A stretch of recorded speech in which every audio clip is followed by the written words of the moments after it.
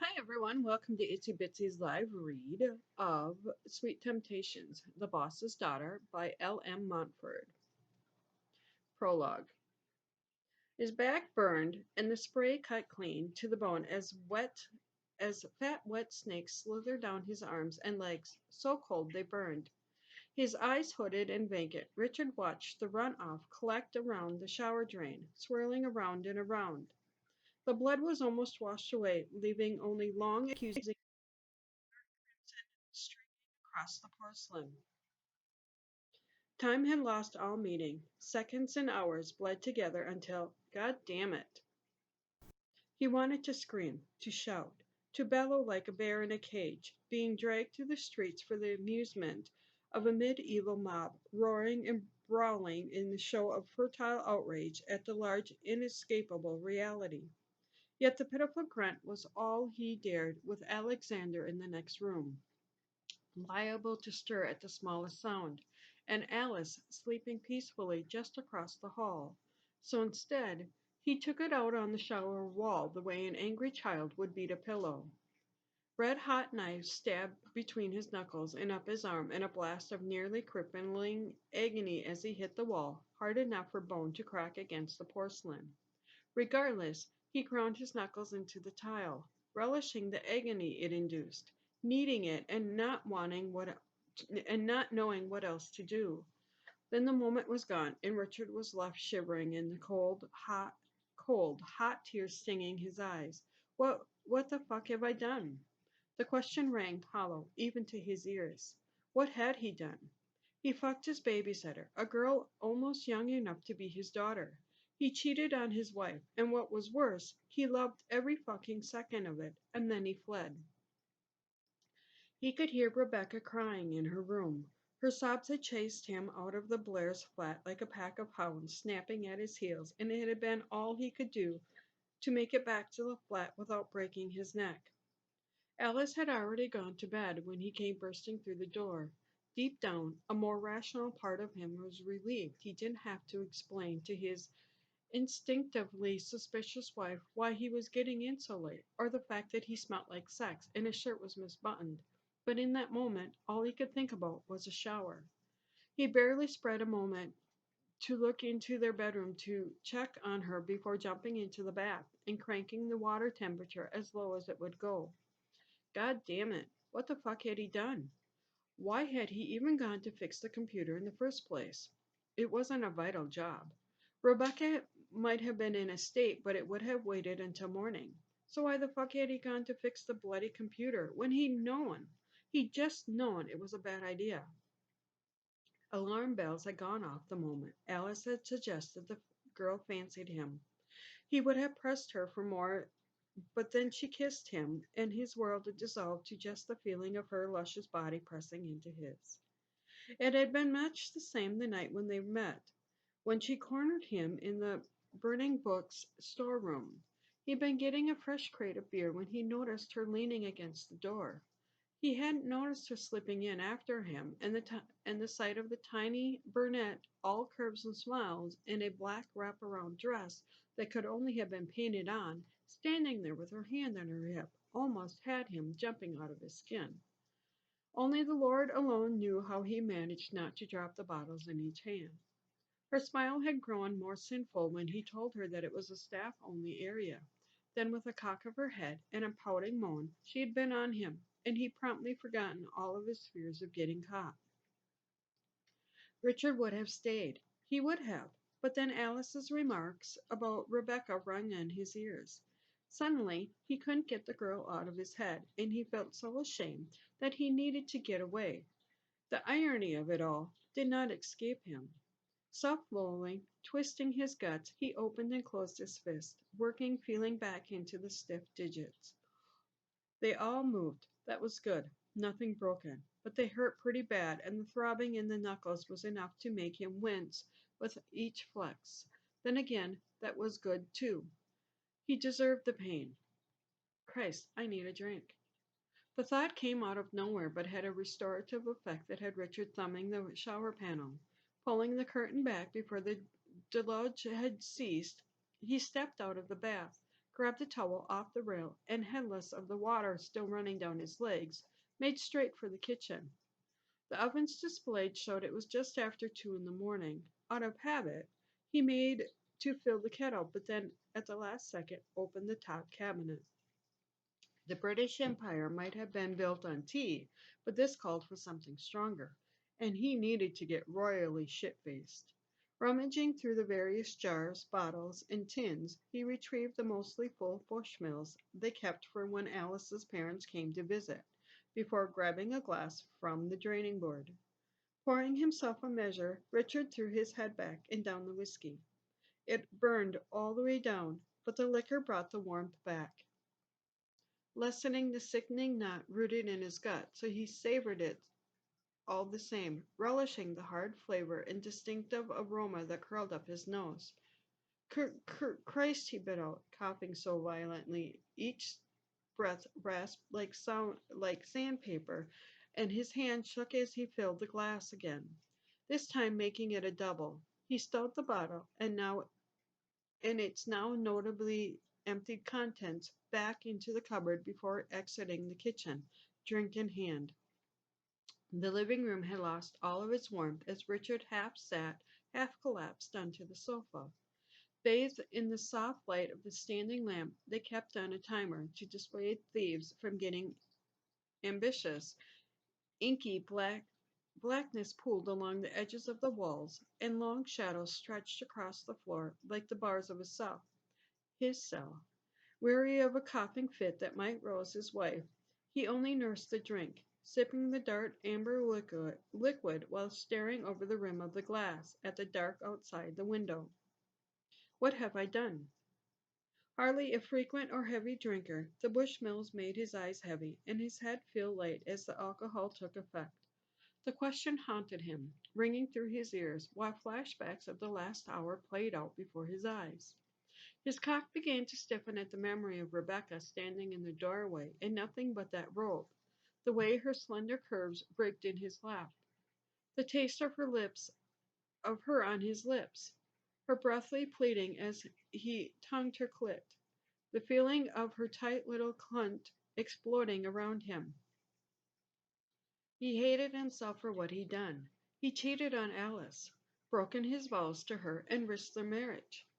He'd used Rebecca, fucked her like a bitch in heat, then, worse still, discarded her so callously even though he knew, well suspected, she had feelings for him. God in fucking hell, he was a beast. A part of him still couldn't believe it. Here in the safety of his home, on his sofa with a glass of whiskey, the night felt like a bad dream. A goddamn fucking nightmare. Only he'd woken to it. The night was like a dream he could only half remember, sipping out of his grasp like pale wisp of morning, mist curling around his fingers whenever he tried to focus on one moment, all except for those moments. They were sharp and clear and played before his eyes whenever he closed them. What the fuck was wrong with him? He and Alice were finally getting their lives back to a sense of normality. How was he going to look her in the eyes again, knowing that Christ, what would she say? What would she do? He ruined everything, and just when it all seemed to be going so well. In layman's terms, I'm fucked. He toasted the declaration by downing the rest of the Bushmills. Oh God, Al, The timer on the lamp's plug clicked over, cutting the power. Darkness consumed him. Chapter 1. There was comfort in sleep, the fool and coward's comfort, the comfort of hiding in the dark and fooling himself it had all been a dream. Caught between sleeping and waking, Richard stared up at the ceiling. Autumn morning half-light crept through the curtains over the bed, turning their bedroom dark and gray. He didn't hear the cars speeding down Strode Road, trying to beat the early morning rush hour, or the occasional gurgles coming through the baby monitor, nor see the furniture taking shape in the gloom. He didn't want to wake up. He wanted to sleep and dream and pretend. Better that than face reality and the consequences of what he'd done. Having to see his wife every day, holding her in his arms, making love to her, looking into her eyes, and seeing the love there, and knowing, just knowing, he betrayed her. Yes, he didn't want to wake, but the warm body wiggling beside him made it inevitable.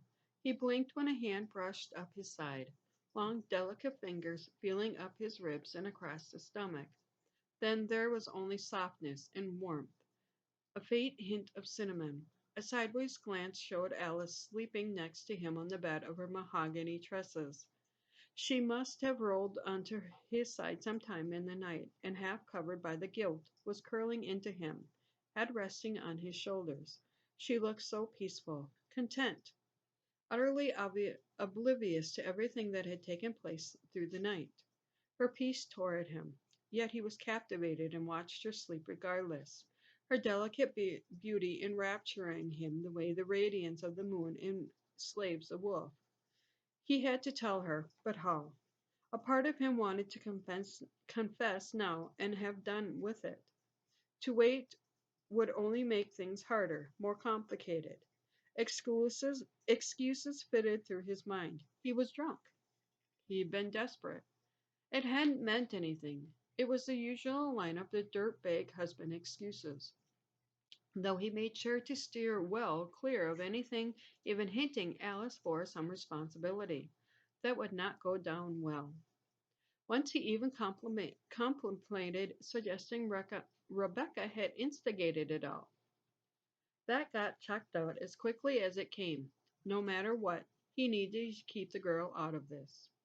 As fond as she was of their babysitter, Richard knew his wife well enough to know she did not share her toys. And if that confrontation with Scarlett last night had just been Alice marking her territory, then he had a pretty good idea of what she would do to him. That thought made the idea of letting her sleep in a little longer all the more tempting. Alice, he mumbled.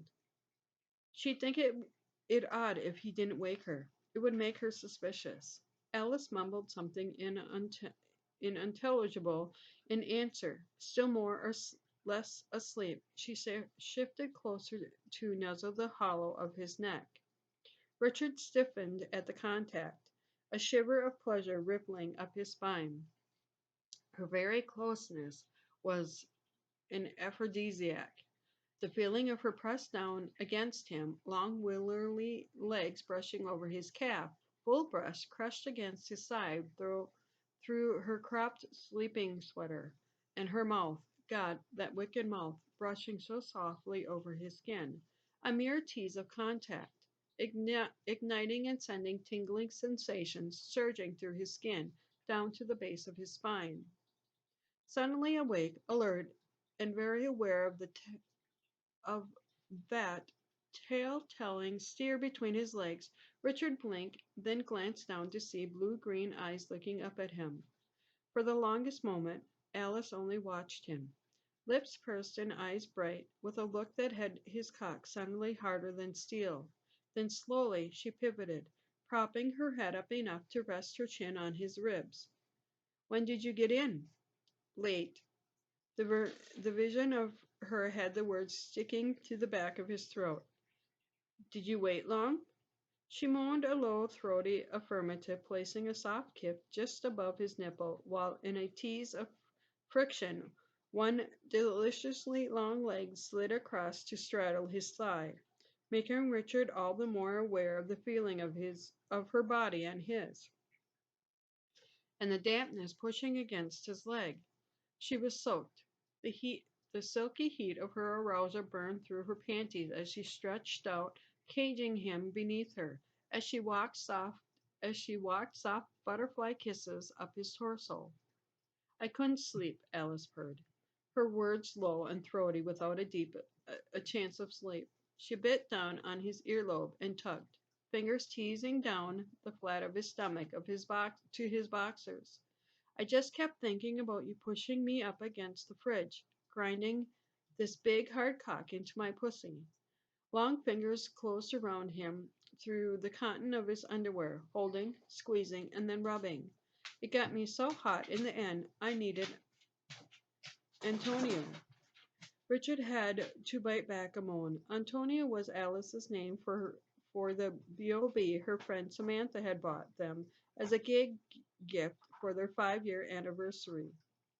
the image of his wife stretched out on their bed, her luscious body arching in throes of pleasure as she worked the toy between her legs, turned his cock to steel within her grasp, until he recalled just what he had been doing while she had been putting on such an exclusively display, and the knot of guilt lodged inside his gut, threatening to chase his erection away. Thank you for listening to this portion.